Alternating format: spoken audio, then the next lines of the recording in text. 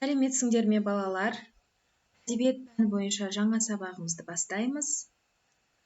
Сабағымызды бастамас бұрын осы суреттерді өзара байланыстырып, сабағымыздың тақырыбын анықтауларыңызды сұраймын. Қазақтың қасиетті қара домбырасы, күй атасы Құрманғазы және де көркем сөз шебері Тахауи Ахтанов. Ой шақыру кезеңі. Суреттерді сөйлетеміз. Балалар, бүгінгі сабағымыздың тақырыбы Тахауи Ахтановтың күй аңызы әңгімесі. Сабағымыздың мақсаты шығарманың идеясы мен пафосын ұлттық мүдде тұрғысынан талдау.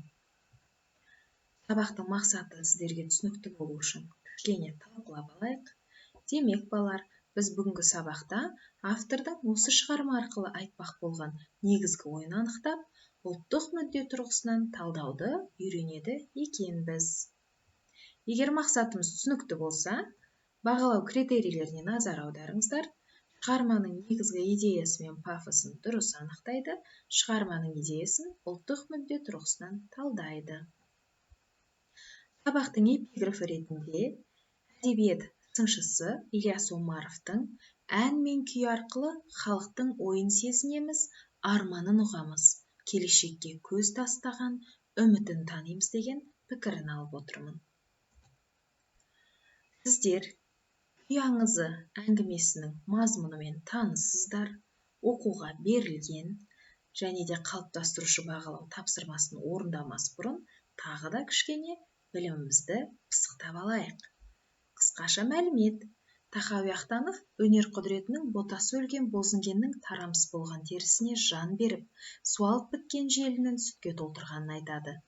Естемес күйшінің ауыр тағдыры, өз көкірегіндегі зары, алдамшы бір үміт сәулесіне елтуі әңгімеде тартымды тілмен баяндалады. Естемес және оның жанында жүрген жас жігіт Оразымбет екеуі жол жүріп бара жатып жолаушылап Ипан тауының баурайындағы жалғыз үйге тоқтайды. Естемес сол қызға ғашық болады. Әкесі, егер менің суалып қалған түйемді идірсең, қызымды беремін дейді. Жаңылға қосылу үшін ол әсем сазды күй шерте бастайды. Бұл баяғыдан бітіре алмай жүрген күй еді. Күй соңында күйші қатып қалған бозінгенді идірсе де, қыз оған заманның өткенін білдіреді. Осы күй осыдан нар идірген деп аталып кеткен екен. Енді балалар, қалыптастырушы бағалау тапсырмасы.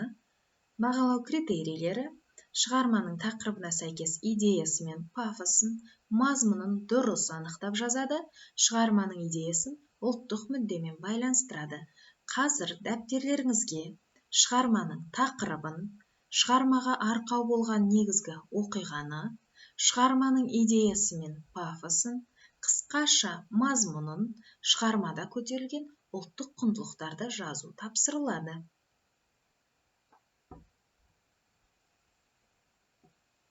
Ойланамыз, оқығанымызды берілген ресурсты негізге аламыз, әркім өз түсінгені бойынша өз ойын жазады.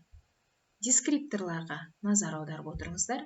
Шығарманың тақырыбын жазады, шығарманың идеясы мен пафосын анықтайды, қысқаша мазмұнын келтіреді және ұлттық құндылықтарға мысал жазады. Шығарманың идеясымен байланыстыра отырып әрине, балалар.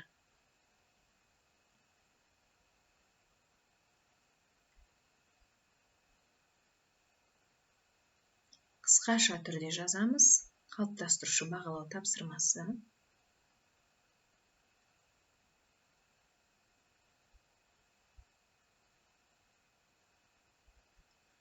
Жазып болсақ, балалар, мұқият болуларыңды сұраймын, себебі қазір біз өз жауабымызды дұрыс үлгі бойынша бағалаймыз, яғни өзін-өзі бағалау кезеңі. Міне дұрыс нұсқасы, шығарманың тақырыбы өнердің құдіреті, әрине. Шығармаға арқау болған негізгі оқиға. Естемес деген күйшінің ауыр тағдыры. Ол өзінің мұңлы да зарлы күйі арқылы ботасы өлген бозінгеннің тақырдай қатып қалған қайыс жонын жұмсартып, тіршілікке нәр бергендей болды. Шығарманың идеясы мен пафосы деп отырғанымыз күй өнерінің құдіретін таныту, адам өмірінің өтпелілігін, жастық дәуреннің қадірін автор ерекше пафоспен әдемі жеткізеді. Яғни автордың негізгі айтайын деген бар ойы да, құлшынысы да, пафосы да осы екен. Қысқаша мазмұны, бұл әңгіме күйші Естемес пен жас жігіт Оразымбеттің жолдағы әңгімесімен бастан кешкен оқиғасы туралы. Естеместің жас қызға ғашық болып, оған соңына дейін тырмысып өзіне алғысы келгені, қыздың қалауы болмағанын біліп, көңілі түскені туралы айтылады. Енді шығармада көтерілген ұлттық құндылықтар. Қазақ халқының қасиетті қара домбырасының үні, ғасырлар бойы қалыптасқан күй өнерінің ұлттық мұра ретіндегі құндылығы, өнер адамының бойындағы кіршіксіз, таза сезім, адамгершілік, асыл қасиеттері. Егер балалар, сендер осы 5 ұяшықты түгел толтыра алсаңдар, онда мен сендерді құттықтаймын. Сендер шығарманың мазмұнын толық меңгергенсіңдер, идеясы мен пафосын дұрыс анықтап, ұлттық құндылықтарды анықтай алдыңдар. Ал егерде 1-2 ұяшықтарың не болмаса 3 ұяшықтарың толмай қалатын болса, сендерге мен қосымша ресурстарға сілтеме жібердім. Осы сілтеме арқылы кіріп, тағы да сабақ бойынша, мақсат бойынша жұмыс жасаймыз. Балалар, әңгіменің соңында нар идірген күйінің шығу тарихы осылай болған екен деп аяқталады. Мен YouTube желісінен осы күйді жүктеп, сіздерге Google Classroomға жүктеп қойдым. Сіздерге ендігі тапсырма, үйде орындайсыздар, күйді тыңдайсыздар. Яғни бұл жерде Естеместің басында орындайтын күйі, одан кейін Оразымбеттің орындайтын күйі, одан кейін қапаланған Естеместің орындайтын 3-ші күйі қатар берілген. Осы аудио жазбаны тыңдайсыңдар, содан кейін мына тапсырманы орындайсыңдар.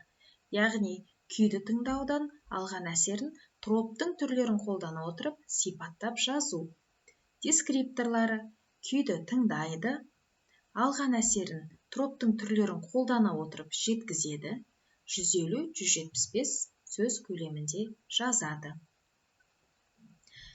Және тапсырманы белгілі бір әдіспен жеңіл орындау үшін пресс әдісін ұсынамын. Оны сіздер білесіздер, үлгісі бар, осыған салып, яғни позиция, негіздеу, мысал айту және қорытынды үлгісі ретінде жазасыздар. Ал енді балалар, рефлексиялық кезеңге жол берейік. Рефлексияны WhatsApp желісіне, не болмаса сол Google Classroomға жүктеп қойсаңыздар болады. Бүгін сіз үшін не маңызды және не қызықты болды? Сіз үшін бүгін не қиын болды? Сіз келесі сабақта қашықтан оқытуды тиімді ету үшін қандай ұсыныс айтасыз? Мен сіздерден әлбетте кері байланыс күтемін. Және де берілген тапсырманы толық орындайсыздар. Осы сабақтың үлгісі де Google Classroomда жүктеліп, файлдардан қарасаңдар болады. Келесі кездескенше күн жақсы болсын. Сендерге сәттілік тілеймін. Өздеріңді күтіңдер, денсаулықтарыңды күтіңдер, және де аман есен болыңдар. Сау болыңдар балалар.